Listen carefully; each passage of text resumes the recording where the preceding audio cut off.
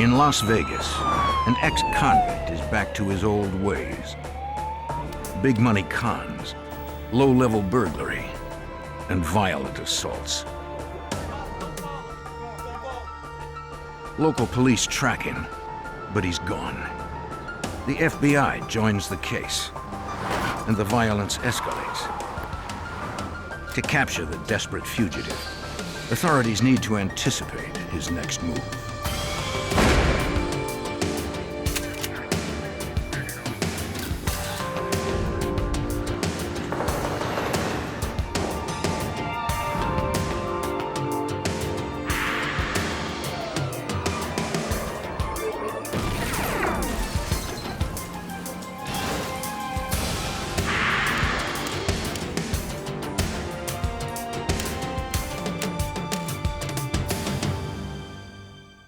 Women are most often assaulted by someone they know, but sometimes a stranger attacks.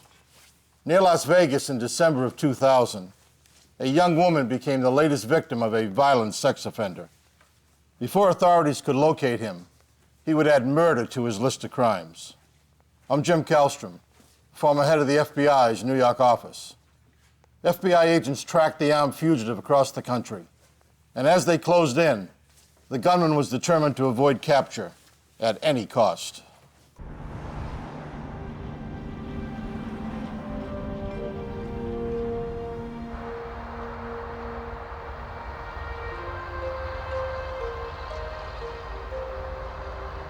Las Vegas, Nevada. Beneath the bright lights are thousands of workers keeping the town running, and criminals ready to take whatever they can. Early on the morning of December 11th, 2000, in the Las Vegas suburb of Henderson, a 17-year-old waitress was on her way to work.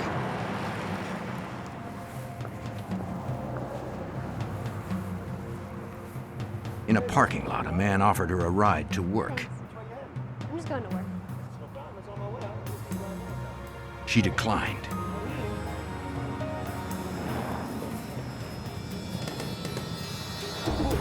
Go. Get in. Get in. Open. Hurry up, move it. Get in.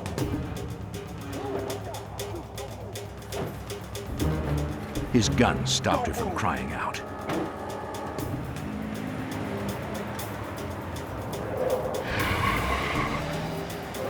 He drove her to a secluded area where he sexually assaulted her.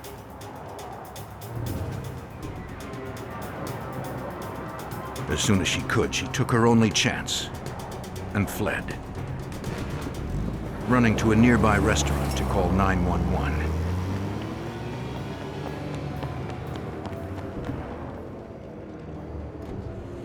Henderson police took the call. Are you injured? Do you need an ambulance, ma'am? The girl gave a description of her attacker and his vehicle. You said that was a red Eclipse? Did he have any weapons? The patrol officer headed to the restaurant to interview the young woman and take her to a nearby medical center.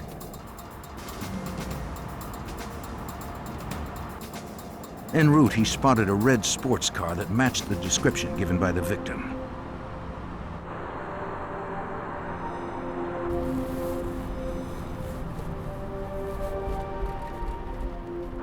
When the officer approached,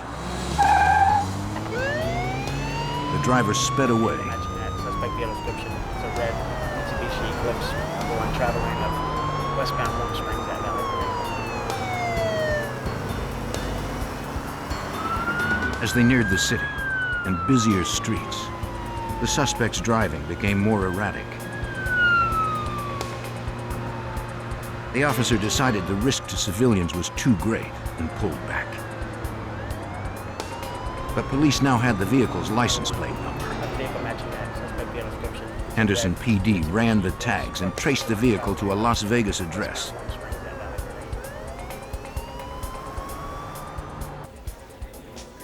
Las Vegas detective Barry Jensen contacted the owner, who explained he had given the car to his daughter to use.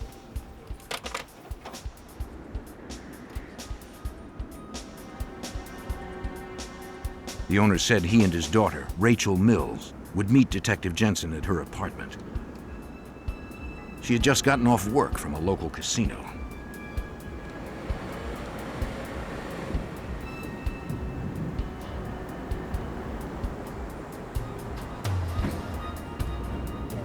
When the detective arrived, he told them about the car eluding police and the reported sexual assault. Rachel said that her husband had the car that morning. He had dropped her off at work at 5 a.m., and she had not seen him since. She hoped there had been some mistake. She knew that he'd been arrested for sexual assault in the past. She knew that he'd been in prison, but she didn't believe any of that was true, or she didn't want to believe that any of that was true. Rachel had noticed their car had been parked across the lot. Detective Jensen asked her to check the apartment and see if her husband had returned. He and her father would check out the car.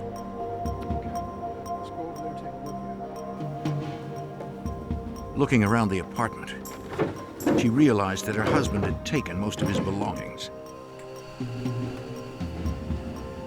It appeared as if he had left her.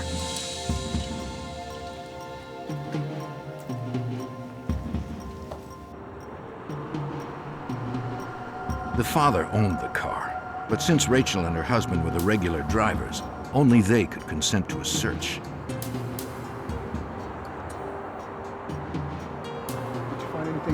His stuff is gone. His clothes, the drawers, all the stuff he keeps on the dresser, photos, I don't know. Everything seems it's gone. Would you give me your verbal consent to search the car without getting a search warrant? Oh, okay. You got a set of keys. Though shaken by what was happening, Rachel gave Jensen permission to search the vehicle. The detective believed the placement of the car far from the apartment was telling. In my opinion, it was hidden in the parking lot. I think he knew the police were going to find his apartment.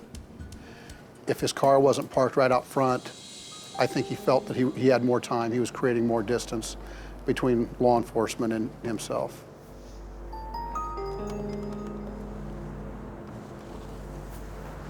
Inside the car, Jensen noticed that the few personal effects matched what the assault victim described, pointing more suspicion toward Rachel's husband.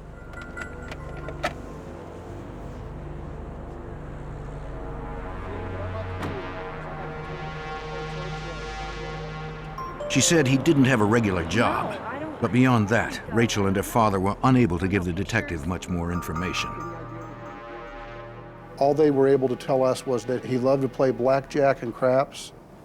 They had no idea where he was getting the money to do that. Jensen called for crime scene technicians to process the car, in case there was unseen evidence inside. It's going to be about 15 minutes for the tow truck to get here. He had to tell Rachel that her husband was a strong suspect in the assault of a 17-year-old girl. At his request, she gave Jensen a photo of her husband, Magfour Mansour. If Mansour was the assailant, Jensen hoped the victim could ID him based on the photo. I want you to look at every picture. At the police station, Detective Jensen interviewed the young woman. Familiar point to him, okay? She identified Magfour Mansour as her attacker. Number 2 position. Nevada police charged him with kidnapping and sexual assault. Jensen found that Mansour had an extensive rap sheet. He'd been arrested several times for sexual-related offenses, sexual assault, open and gross lewdness. He'd also been arrested for burglaries, credit card fraud, and weapons violations. While in prison, Mansour had been diagnosed with a severe personality disorder that bordered on sociopathic. He was a sophisticated con artist. He could make people do things that they wouldn't normally do. He was a serial rapist and a career criminal. For several days, police had no good leads on the case. Then Jensen got a tip from a new ally, Sexual assault, Jensen. Mansour's father-in-law. He'd been digging around, talking to family friends, and he knew that Mansour was a big gambler at one of the local hotels, and he felt that he would have a room there. I found that he did have a room that was comped because he was a large money player. Since hotel security had cameras in the hallways, the detective asked them to watch and call police if anyone entered Mansour's room. They weren't set up to make an arrest or to grab Mansour. I didn't feel comfortable asking them to because I believed that he was dangerous. That night, a security officer spotted a man entering Mansour's room. He immediately contacted Las Vegas police. He had his hotel security. He has returned to the hotel. Detectives were on their way. But the man exited the room less than a minute after he went in and casually slipped away.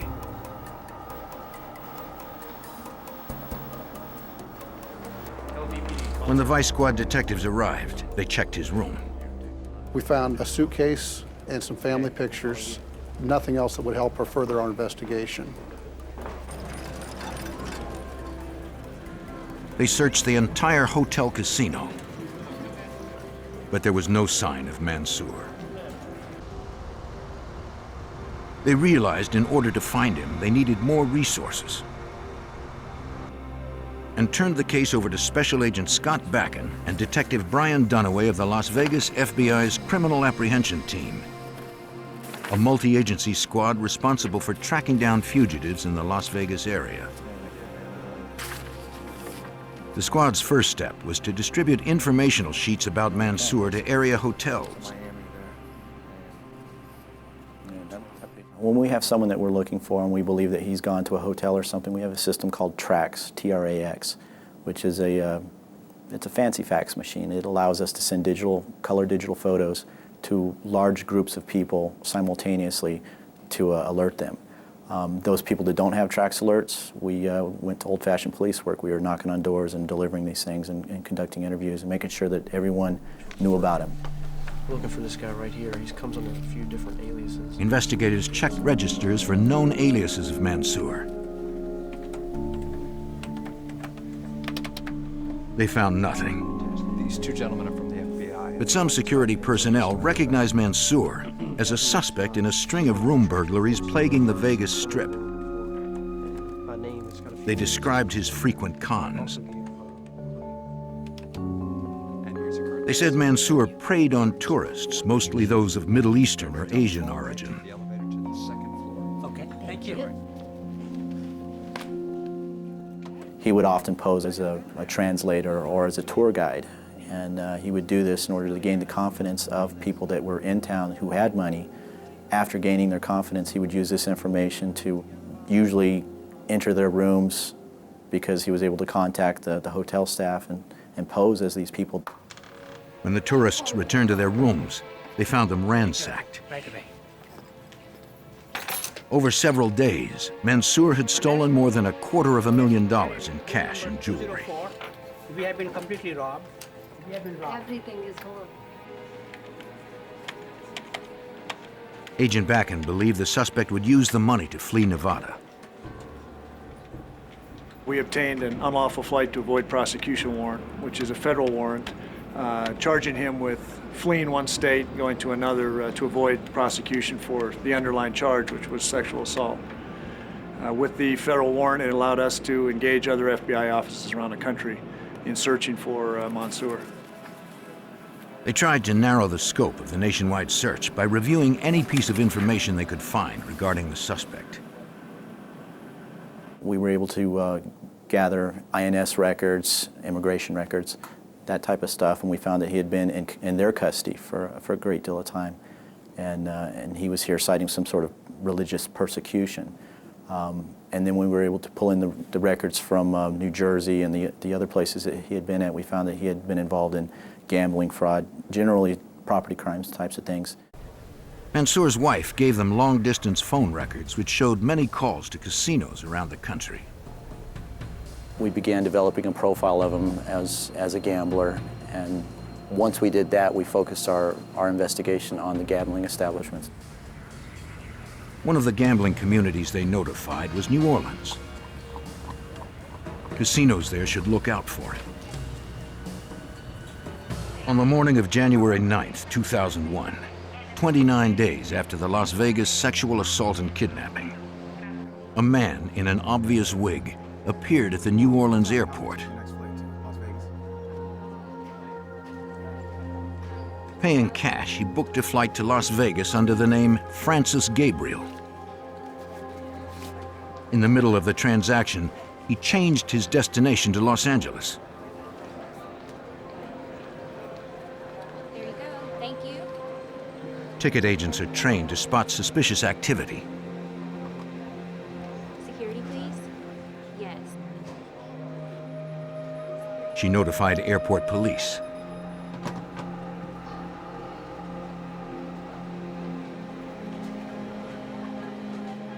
The wig, cash, and odd behavior was enough probable cause for the undercover officer to question the man.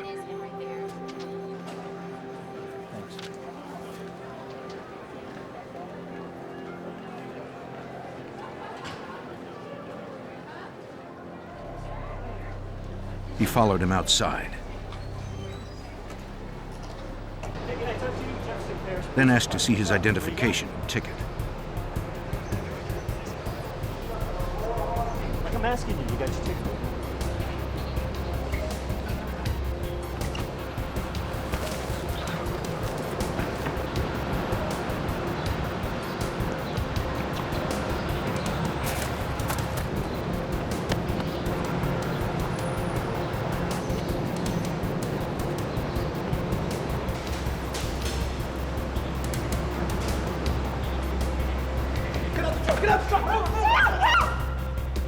Soon, New Orleans authorities would learn the identity of the carjacker and join the hunt for an elusive fugitive. Yeah, I'm at door 6A. He ran up on the roof. In January 2001, Las Vegas authorities hunted fugitive Magfour Mansour, suspected of robbery, kidnapping, and sexual assault. A month later at the New Orleans airport, a man in a disguise assaulted a police officer, then escaped in a carjacked pickup truck. Undercover Jefferson Parish police assigned to the airport reported the incident. And an APB for the truck and its driver went out to police in nearby parishes.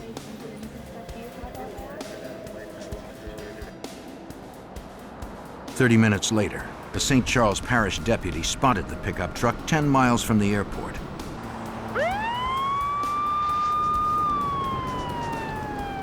He called in the plates, confirming it was the stolen truck. But the deputy knew there was construction ahead, so he did not pursue at high speed. The truck entered the road construction zone, but the driver was not going to stop and swerved toward a highway worker.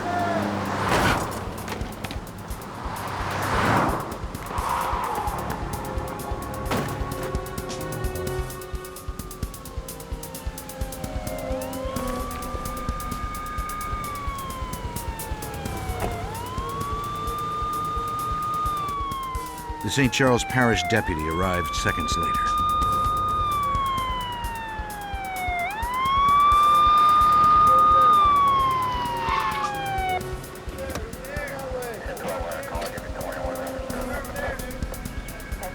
Seeing the worker down, he called for an ambulance, then went to check the truck.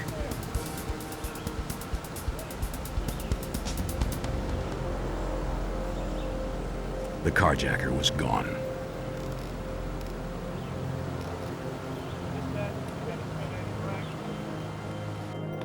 At the airport, police searched a piece of luggage the fugitive had dropped.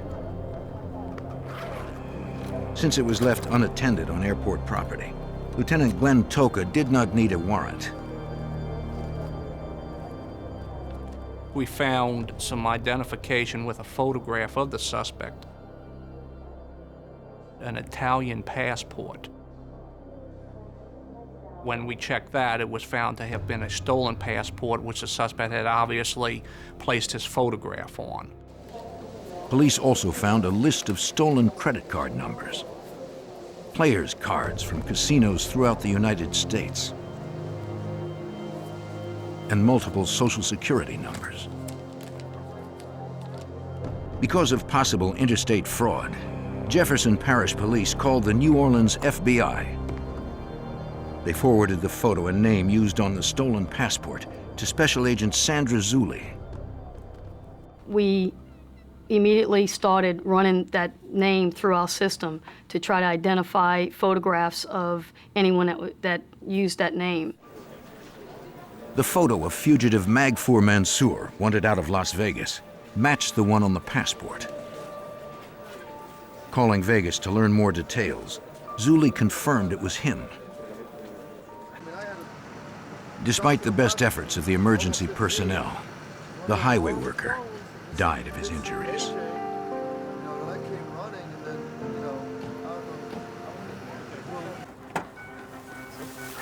Authorities began their search for Mansour at the truck and worked outward from there.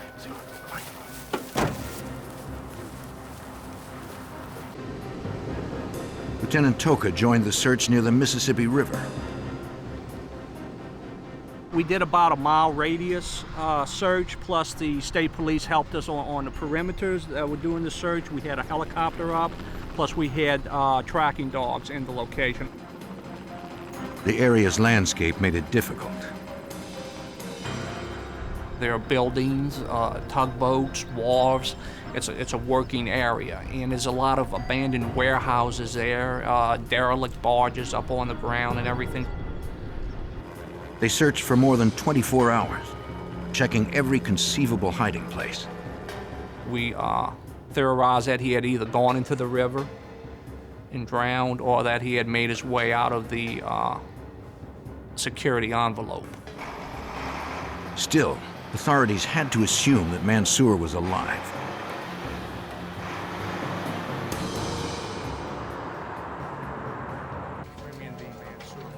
They hoped to determine where the fugitive had been while in New Orleans. Perhaps he would go back there. They reviewed airline passenger lists and surveillance tapes to reconstruct the fugitive's movements. The day before, he had come down from Connecticut into New Orleans, and we were able to track him to some local casinos that he was at that night, and then the next day he was supposed to be flying out, and that's when he was confronted by the officer. Mansour's behavior pattern was clear. We felt that eventually he would show up at a casino, and that's why we focused on the casino security departments to make sure they were alerted to look for him in possibly a disguise. Authorities also broadcast his photo and the aliases he used, hoping the public could help find him. Anyone with information was asked to call a dedicated tip line. Police immediately began receiving sightings. One came from a motorist who thought he had seen Mansour the night the highway worker was killed. The motorist said that night he'd been driving behind a taxi on a road near the airport. He saw a man come out of the woods and hail the taxi. It looked like Mansour. But police could not find the taxi driver, and the trail went cold. We were receiving numerous reports of individuals who they felt looked like this individual walking down the road, sitting at a bar, at a casino, and all of these were checked out. Yet none of the sightings led to Mansour. The next lead came from officers patrolling the nearby Mississippi River. Shortly after the disappearance, we received a call of a body that they located floating at the bank of the river. And we knew that in the file from the Las Vegas division that we had dental records of Magfour Mansour, who had dental work done while in prison. So we obtained the dental records and had a comparison done. The records did not match. Mansour's whereabouts were still unknown. And now that he was wanted for killing a man, he'd be more desperate than ever to avoid the law. Wanted on a charge of sexual assault and kidnapping, fugitive Magfour Mansour disappeared from Las Vegas.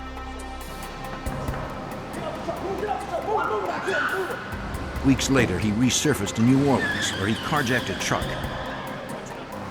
and killed a highway worker.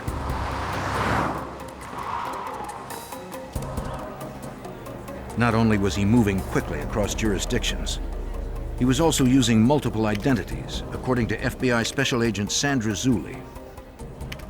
Magfour Mansour utilized so many different aliases.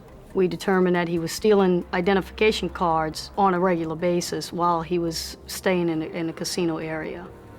The players' cards that we located in the luggage were determined to be stolen from casinos. Some of those players' cards were from casinos in Atlantic City. To follow up on them, Louisiana agents contacted the FBI's Newark field office. Special Agent Joseph Fury checked on a casino player's card Mansour used under the name Yasser Hamid. I called the hotel casino and talked to the senior vice president in charge of security, and he advised me that Mr. Hamid had in fact been a player at their casino, and on January 3rd of 2001 had played and won approximately $50,000. That was 6 days before the airport incident in New Orleans. But considering Mansour's lavish gambling lifestyle, the money probably would not last long. If he was desperate for money, we thought he might come back to Atlantic City to gamble again. Agent Fury learned a New Jersey phone number had been found in Mansour's luggage. We didn't know the reason he had the number, whether or not he had ever called the number, or who was on the receiving end of that call. Okay. Authorities traced the number to a house in the Atlantic City suburb of Brigantine and set up surveillance on it. They knew the house belonged to a local cab driver, but little else. Agents watched on the slim chance the house might be connected to Mansour. Other teams of agents also searched the gambling community of Atlantic City. We distributed wanted posters to all of the hotel casinos in Atlantic City, as well as the Atlantic City Police Department and New Jersey State Police. Someone, somewhere, was bound to run into the elusive killer. Yet months went by with no sign of him. Then, at an Atlantic City hotel on the night of May 4th, 2001, a vacationing Pennsylvania state trooper and his wife returned to their room. Honey? Yeah. And discovered they weren't alone. Get over there. Everything's fine. Shut your mouth. Here's my wallet. I'm not worried about that. The trooper recognized Mansour from wanted posters. He knew the man had killed before. But for some reason, Mansour left without harming the couple or taking any money. The state trooper notified the hotel about Mansour and asked them to call the FBI. Yes, right now. Call the FBI. Mansour had emerged from hiding, now with a gun. Again, a threat to anyone who ran across him. Yes, thank you. Bye. You okay? As the case progressed, I knew he was a desperate man, living a life of luxury, which he didn't earn, and he was desperate to avoid law enforcement contact. 2 days later, at 6:30 in the morning, a casino ATM alerted hotel security of someone attempting to use a stolen credit card to obtain a cash advance. Come here a second. I need to show you something real quick. Check this guy out here on the ATM machine here. Why don't you go check that out for me? Check see what's going on. One of the hotel security officers confronted the cardholder, who calmly explained the card belonged to him. He claimed he had reported it stolen but found it again that morning and forgot to cancel the hold on it. Asked for identification. The man handed the security officer an Indian passport that had been obviously altered. When the security officer tried to bring the man in for questioning, he pulled a gun, then fled. Though the officer didn't know it yet, the man he was trying to take into custody was Magfour Mansour. The suspect jumped into a nearby taxi and forced the driver to help him escape.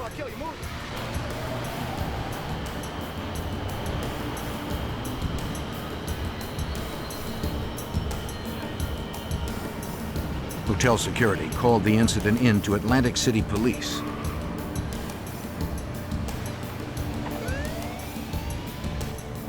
Several units mobilized to find the carjacked taxi.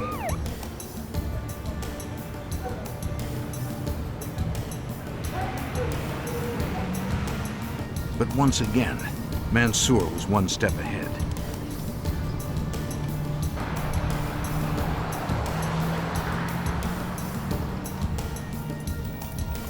When he got distracted, the driver took a chance.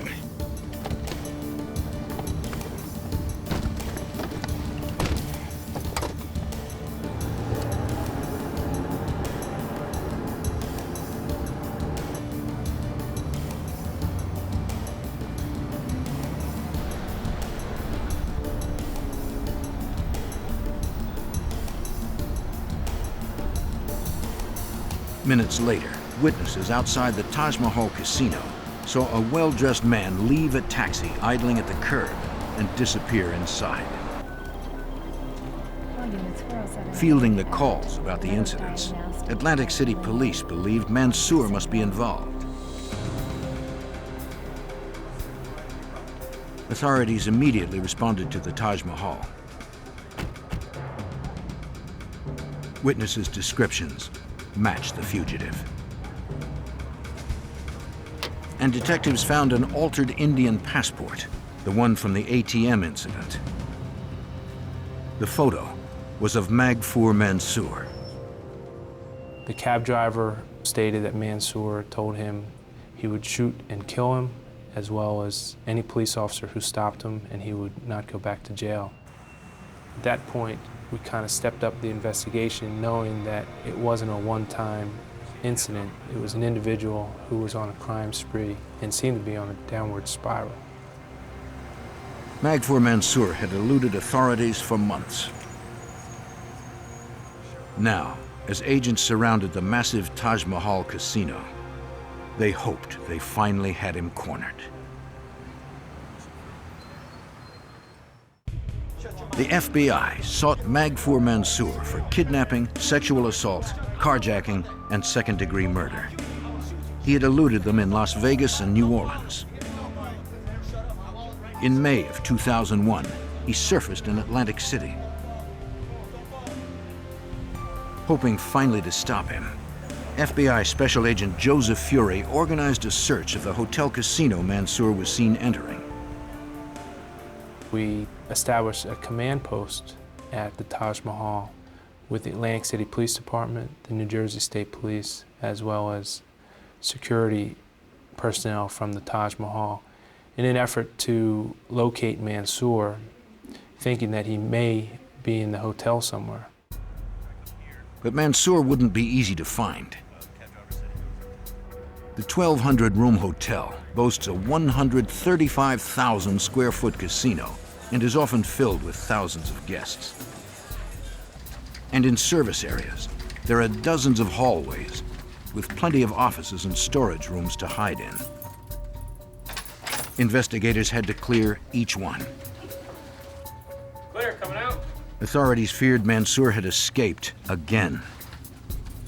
They broadened the search area.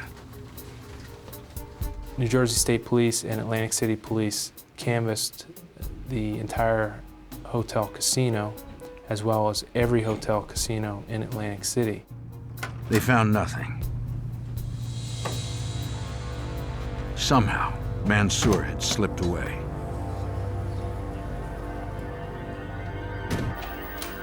investigators requested security tapes from all Atlantic City hotel casinos, hoping to find a lead.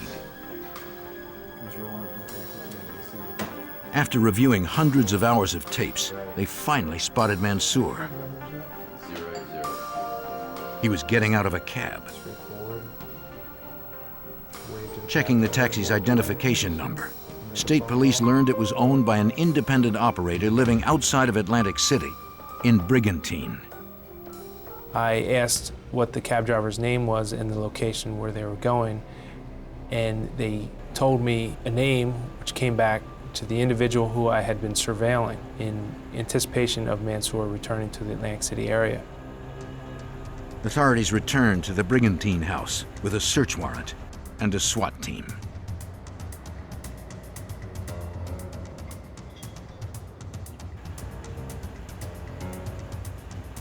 The SWAT team moved into position.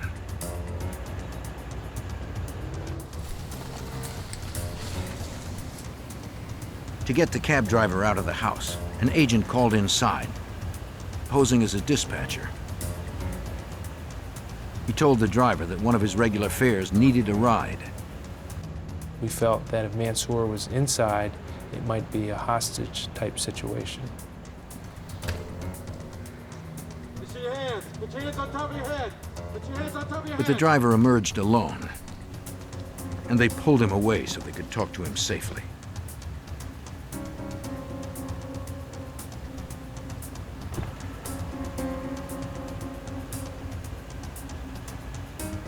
The driver said no one else was in the house, but the arrest team had to be sure.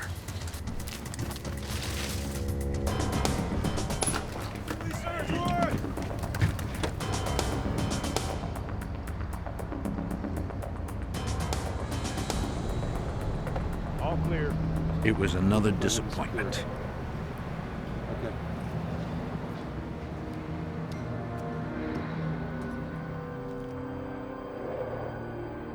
Authorities returned to the state police barracks to interview the cab driver. He said he had driven Mansour around the Atlantic City area several times in recent years. They had become friends, but now he was more than willing to cooperate. He immediately told us that Mansour had been at his house that morning, had pulled a gun on him, and had ordered him to drive him towards Philadelphia, which was approximately an hour drive from Atlantic City. He actually drove Mansour into Philadelphia and dropped him off. The driver hadn't called police because Mansour knew where he lived, and he was afraid he would come back to get him. Fury notified the FBI's Philadelphia field office that Mansour might be there. I then drove from Atlantic City to Philadelphia with pictures of Mansour and assisted the Philadelphia division. Sir, FBI. The agents went to a bus station near where Mansour was dropped off, looking for anyone who had seen him. We showed the picture to several counter attendants, one who recognized the picture and said that Mansour had purchased a bus ticket to New York. Yes, sir. It seemed Mansour had gone to Philadelphia, only to make his trail more difficult to follow. On May 9th, 2001, the FBI added Magfour Mansour to its 10 most wanted fugitives list. This made him a top priority for every FBI agent in the nation, according to Task Force member Brian Dunaway. Him being on the FBI's Most Wanted does a few things. It allocates a great deal more resources to the investigation, and it places a $50,000 reward for his capture. The following day, security at Atlantic City's Taj Mahal Resort reported that a gunman matching Mansour's description had robbed the hotel jewelry store of $300,000 worth of watches. Surveillance video captured the plate number of the limo Mansour used to escape. At the Newark field office, the FBI questioned the limousine driver. He said he had picked Mansour up in New York City earlier that day. When Mansour had called for the limo, He asked to be picked up on a certain street corner. The driver didn't know where he was staying. He said Mansour seemed like any other high-stakes gambler.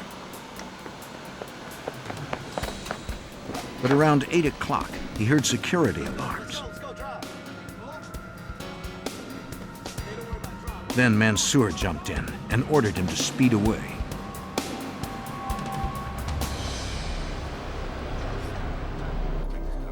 The driver followed orders. Mansour had a gun. The fugitive got out of the limousine 5 blocks from the robbed hotel and hopped into another cab, a white Crown Victoria with New Jersey plates. The FBI asked local police to issue an all-points bulletin for white Crown Victoria cabs in Atlantic City. That night, police stopped every taxi matching the description.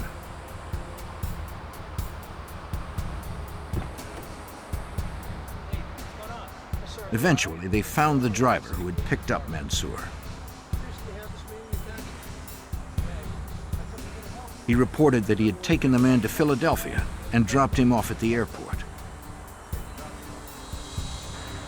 The FBI learned that only 2 flights had departed Philadelphia late enough for Mansour to have boarded. Both were bound for Las Vegas. Manifests did not show Mansour's name, but he might be flying under an alias they did not know yet. If Mansour were on either flight, authorities in Las Vegas would be ready for him. In the pre-dawn hours of May 11, 2001, the FBI believed deadly fugitive Magfour Mansour might be aboard one of 2 flights to Las Vegas. New Jersey FBI Special Agent Joseph Fury kept working as the planes traveled cross-country.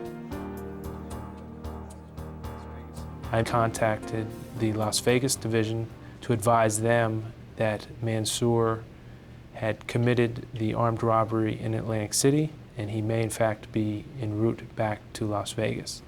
The Las Vegas Police Department as well as the FBI were at the airport waiting for both planes to arrive. Vegas detective Brian Dunaway had been tracking Mansour from the beginning. He knew how dangerous and desperate the fugitive was. Everyone that we had talked to, everyone that knew anything about him, knew that he wasn't going to go back to jail. He had made those statements, and his actions were just of such desperation that he wasn't a person that wasn't going to face these charges. And his previous incarcerations and the records that they kept on him there was just no way he was going back. So he was going to go out in a blaze of glory. Mansour frequently used disguises and false IDs to travel.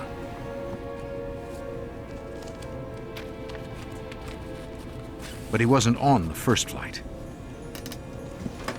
When the second plane landed, agents cleared it too. From the limo driver they'd interviewed, they knew he had last stayed in New York City. At that point, I contacted Special Agent Ted Miller of the New York Division to advise him that Mansour was not on either flight that went to Las Vegas, and it would be more likely that he would be in New York City. Reviewing Mansour's phone records from Las Vegas, agents interviewed Mansour's associates in New York, reminding them of the $50,000 reward.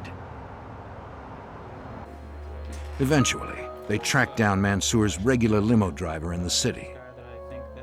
In New York, it's very hard to get a taxi cab, and you have several private limos that will be at your beck and call.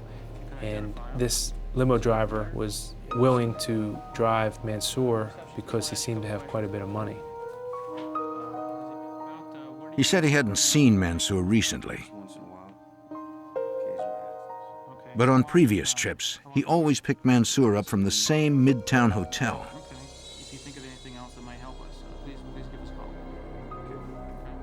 The limo driver was cooperative and was going to take them to an area where he thought Mansour was staying.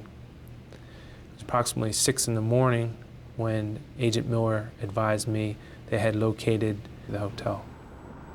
FBI agents, New York City Police, and U.S. Marshals headed to the hotel. Special Agent Timothy LeTurner was part of the arrest team. We got a call from Special Agent Miller saying the subject Mansour committed an armed robbery last night at the Taj Mahal Casino in Atlantic City, and we believe he retreated to New York, and we think we have good leads that he may be at the hotel located at West 47th Street. The investigators set up on surveillance outside. Before the stakeout, they had been briefed on the case and warned of the danger. We talked about how he brandished a handgun during several crimes he committed. We talked about the armed rape of a 17-year-old girl and a murder he committed in Louisiana. So we knew about his propensity to violence. Several investigators went to check with the front desk. The clerk was able to confirm that Mansour had used one of his aliases to check in. He gave them Mansour's room number, but didn't know if he was there. Our plan at that time was we were going to make a ruse phone call into the room. We believed Mansour might be staying in. We had agents outside the room. We had agents in the lobby. What we decided to do was a wake-up call. If he answered or we heard stirring in the room, we would know he'd be in there, or someone would be in there. We made several calls. We got no response telephonically. We heard nothing in the room. Mansour must have gone out. They hoped he would return.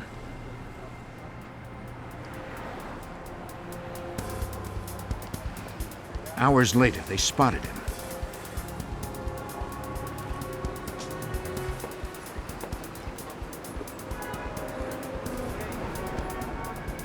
He was alone and heading back into the hotel. Come on, guys. This time, they wouldn't let him slip away.